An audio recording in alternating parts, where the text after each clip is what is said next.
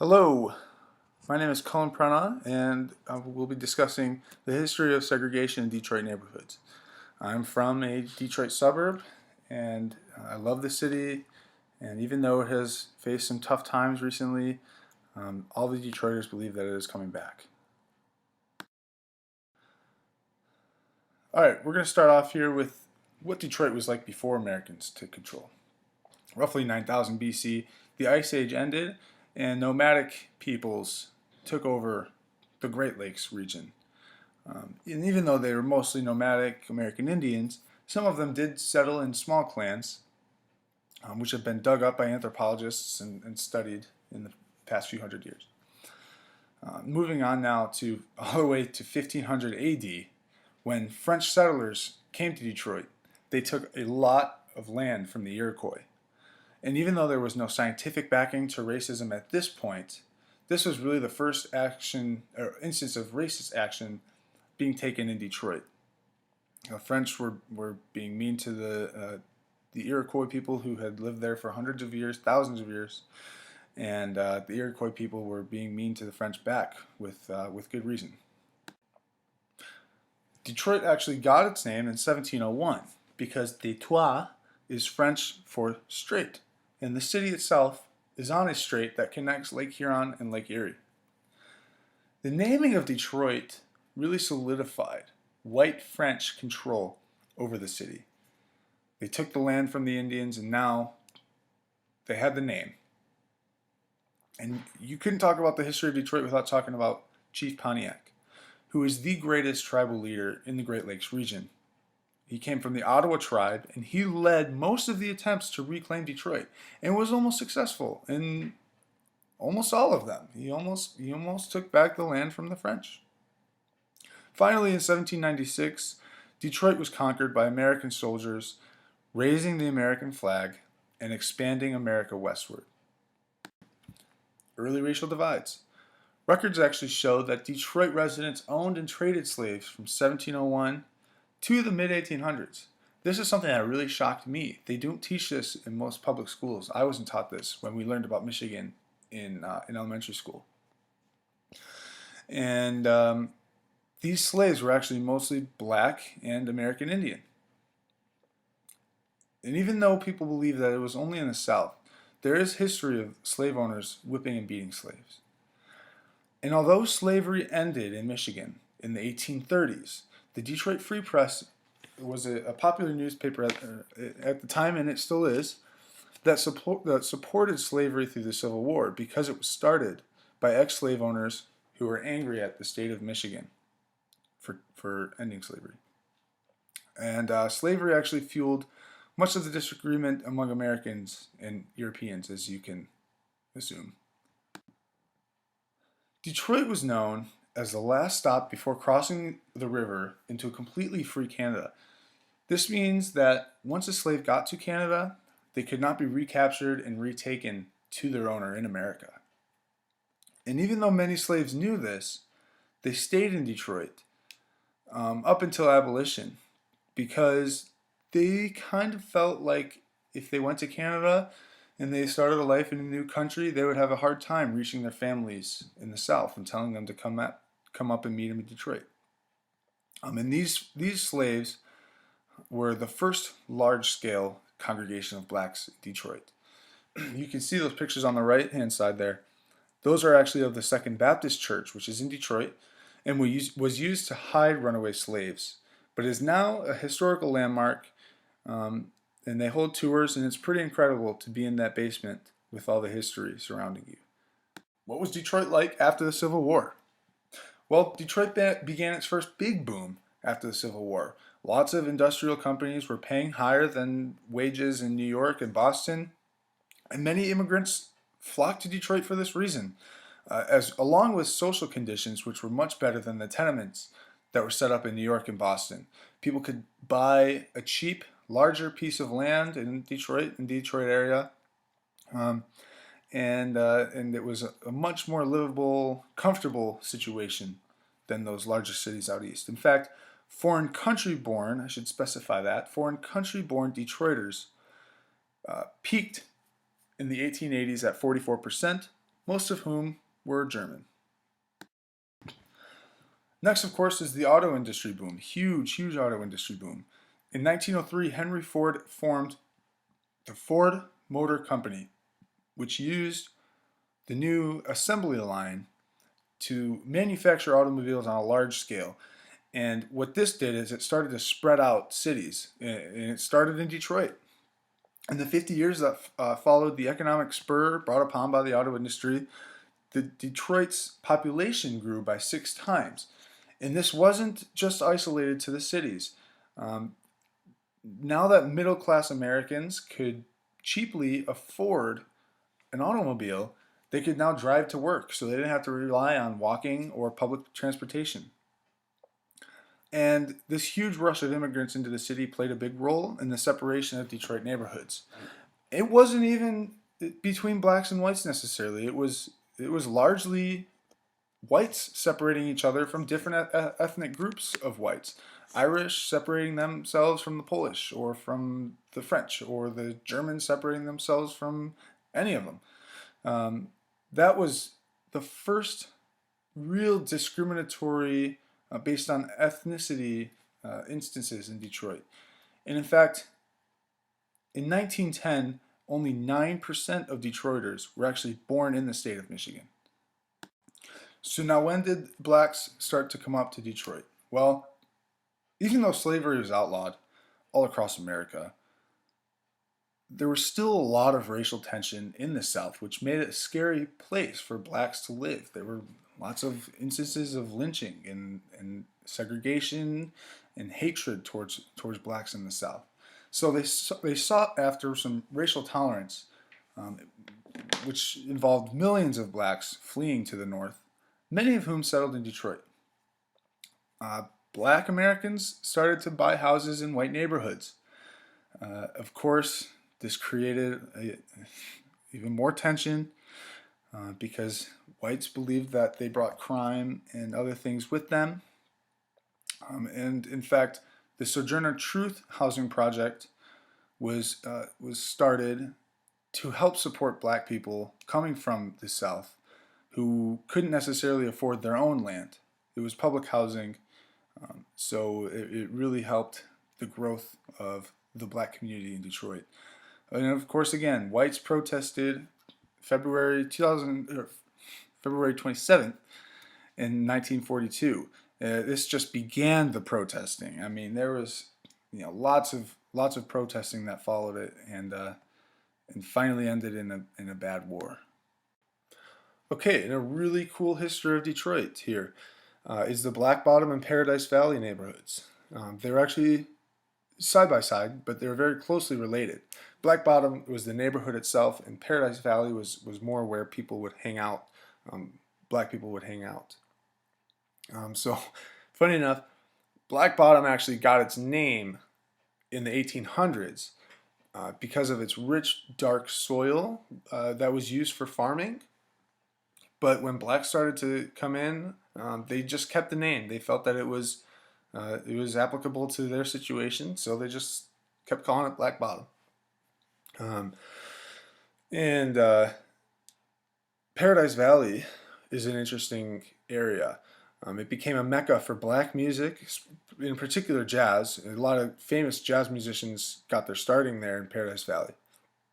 And as well as the black clubs, which there were over 24 of. It was a great place for, in fact, after dark, blacks and whites would often come together at those clubs, and there was a lot of overlap within those clubs where they could get along and just hang out and have a drink.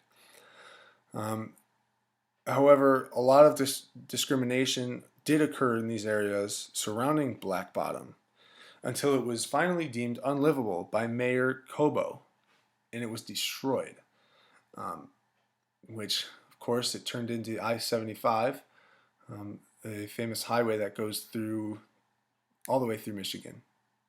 And it was a very sad time for the blacks who were living in that community. Okay, now the first wave of race riots actually occurred on June 20th, 1943. Black protesters were incited by discrimination in the city and just started to look for a fight. There was a group of young black teenagers who looked suspicious and started to start fights with whites. Eventually, a group of black men and women approached the downtown area, but were met by thousands of whites trying to stop them. However, word spread throughout Black Bottom, and then finally blacks began to take to the streets and started to fight police forces and burning cars. And then whites tried to fight back by stoning black drivers on the road, and it just even further just, I guess put fuel on the fire, if you want to use a cliche there. And Detroit became a huge center of attention for news around the world. The Nazis used it as a constituency to support their movement. They would say, "Look at how free America is. Look at how America is this huge free melting pot. Oh, but then look at Detroit. Look at what this free melting pot is doing to cities like Detroit." Okay, now the second wave of race riots began on July 23rd and went all the way till July 27th of 1967, when police raided a black party at Economy Printing. It was a store by day and a club by night with lots of illegal gambling and drug use going on. Police cars drew a huge audience that started to yell and assault police officers as they got angrier and angrier. Finally grew to about 10,000 people, most of whom were looting and burning businesses that lined the street. And that street is 12th Street. It is the infamous scene of the 1967 race riots and never looked the same after that. The riot spread, and although martial law was never officially declared, President Johnson at the time found a loophole where he could send in federal forces into Detroit without officially declaring it a state of martial law. And continuing with the second race riots in 1967, you can see there's a store up in the upper right-hand corner called Bison Sales Wholesale. It is actually a store that was started by Irving Goldstein, a Jewish man who moved to the neighborhood. And after he felt betrayed by his city, he said, "I would not go back to 12th Street if they paved it with diamonds." Moving on, only 43 deaths and over 2,000 arsons. There were people trying to snipe police officers and firefighters who were trying to calm the situation. There were people throwing rocks at each other and burning everything in sight. And so many people thought that there would be a whole lot more than 43 deaths when it was all said and done. And unfortunately, these riots really left a permanent mark on Detroit. Whites and blacks together actually started to move outside of the city, and were mostly gone by 1980. All right, and of course there's the unfortunate decline of the city of Detroit. Following the 1967 riots were the worst years in Detroit history. Most people fled the city itself and began to settle in suburbs.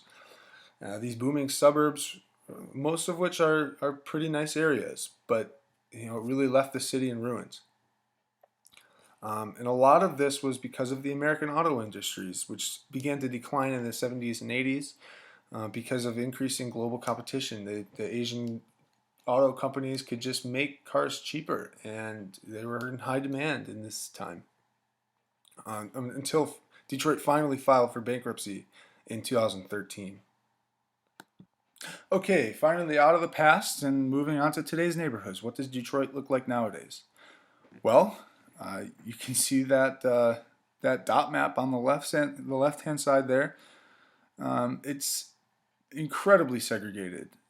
There are lines in Detroit where you can literally cross the street and it is a completely different ethnic environment.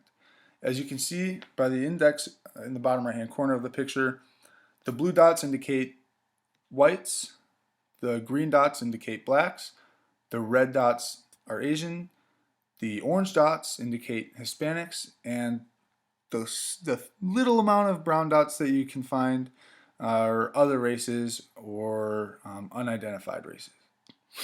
And so on the right side, you can see these statistics here. Detroit and the close surrounding area is the most segregated city in America, voted by Business Insider. 83% of people are black or African American, 11% are white, and 7% are Hispanic or Latino. And I have to specify that this is just inside the city of Detroit. Okay, we're going to start here with Grosse Pointe. Grosse Pointe is an interesting case. This is one of the places where you can see this line that occurs. Grosse Pointe itself is 90% white. But again, you walk across the street and you're in a totally different neighborhood. It's, you know, you're in a more black dominated area. Hamtramck. Now I know the spelling of it doesn't look like it should be pronounced Hamtramck, but I promise you it's Hamtramck. It's a huge melting pot of a neighborhood in Detroit. It always has been. The 58% of white people who live there are mostly Polish and Eastern Europeans. There are 24% Asian, 13% black, and the 4% there that are mixed are mostly of Middle Eastern descent. And it's just an incredible neighborhood. You can go to any kind of ethnic restaurant that you want to, just within that little area right there. And again, a lot of deeply rooted history from all around the world, just in that small conglomerate. Next is the interesting case of Mexican Town. Mexican Town is pretty straightforward by the slang term. I don't believe that it is the official name for the neighborhood, but it's really the more slang term for where obviously Mexicans settled and clumped together. You can see this orange grouping here, which again, it creates a pretty sharp lined neighborhood.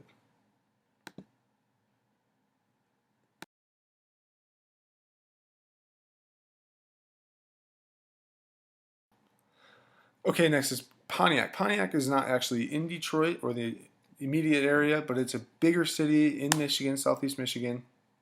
And again, you can see these sharp, jagged lines. In Pontiac itself, 51% of people are black, 26% are white, and 16% are Hispanic, which I believe is that small settlement on the north side of the city. Again, just some really sharp, jagged lines between these ethnicities in the neighborhood of Pontiac. And finally, there's Dearborn. Dearborn, it's an awesome city with a lot of rich history, mostly people of Arabic descent. In fact, people from the Middle East moved here escaping war-torn areas and have found a great amount of freedom here in Michigan, southeastern Michigan. You can see that mosque in the bottom right there, which allows them to celebrate their own religion freely. And Dearborn itself is made up of over 25% Arabic descent, and it is North America's most densely populated Arabic city. Speremus, meliora, resurgit, cineribus. Translates to, we hope for better days, it shall rise from its ashes. This was written by Father Gabriel Richard after the Detroit fire of 1805, and it is still Detroit's motto. I'll read you this little excerpt that I wrote myself. This has been Detroit's motto for more than 200 years. After countless fires that have occurred in Detroit, this saying can be used literally. Today, however, it stands as a symbol of hope that after the recent failure Detroit has encountered, the city is coming back. Housing is filling, crime is falling, and the city is in its best economic condition since the beating it took in the recession. Detroiters truly stick by this saying. We really believe that the city is coming back, and in fact, it really is. More and more people are investing in Detroit. More and more young people are moving to the city. Downtown area is absolutely booming, and it's the pride and joy, I believe, of Michigan. Thank you for watching this video. I hope you're inspired by it. I hope after watching this that you want to move to Detroit. It is a huge melting pot of all different kinds of ethnicities, and we pride ourselves on working together. It's the scene of an up-and-coming neighborhood, city, if you will. And here are the references that I used, and hope you enjoyed it. Thank you.